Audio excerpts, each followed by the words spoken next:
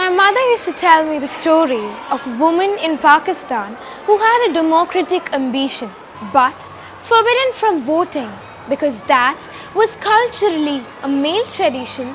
She was crying out for a voice, a caged bird.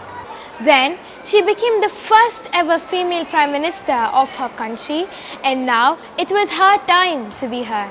Hello everybody, I'm Alina of class 8C from Silver Hills Public School, Kozhikode.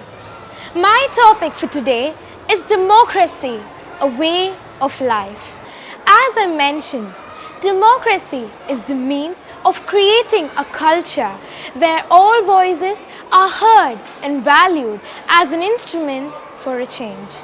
For most of us, the notion of democracy is buried in school textbooks, and it is something that happens only once in a year while we vote. But in practice, democracy is more than a vote.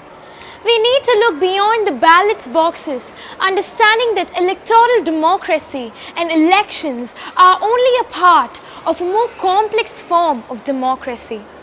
Democracy is not an end in itself, but rather a means of achieving a better end. Democracy believes in inclusive societies. It ensures the engagement of even marginalized and impoverished citizens in decision making. It also ensures that everyone's integrity is protected and that everyone's expectations and outlooks are taken care of. Another aspect of democracy is its legal system, where there is the existence of an expeditious trial and an unbiased jury. Democracy is based on equality. Everyone has the same rights, and there is no one that has an upper hand on the other. Even the president or the prime minister is not above the law. Democracy in India is still in an evolutionary state. It requires a lot more evolution. The moment we vote for a religion, caste or creed, there is no democracy at all. There is only feudalism. Democracy will be functional only when you go and vote and you don't know who your wife or who your husband voted for. Only if you have that kind of integrity, democracy will work. People often complain that democracy is dead. It doesn't work. Of course it doesn't work. We the people are supposed to make it work. The politicians do not land from the sky.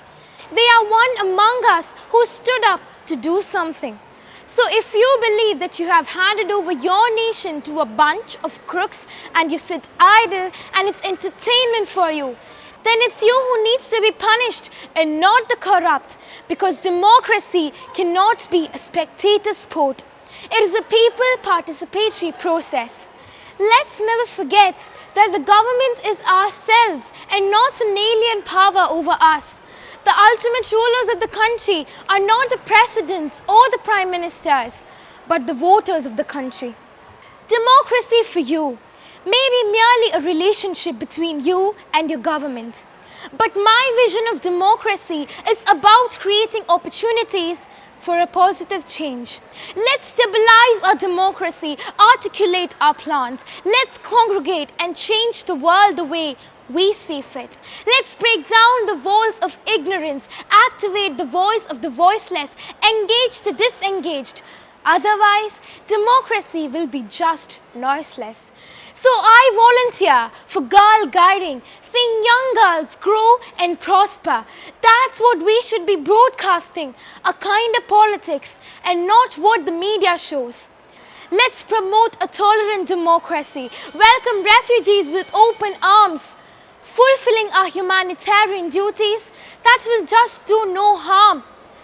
There is so much that binds us together than what tears us apart. We may not share the same blood, but we share the same passion for our nation in our hearts. Shape your democracy in your own chosen direction, because it's for everyone and not just the privileged few.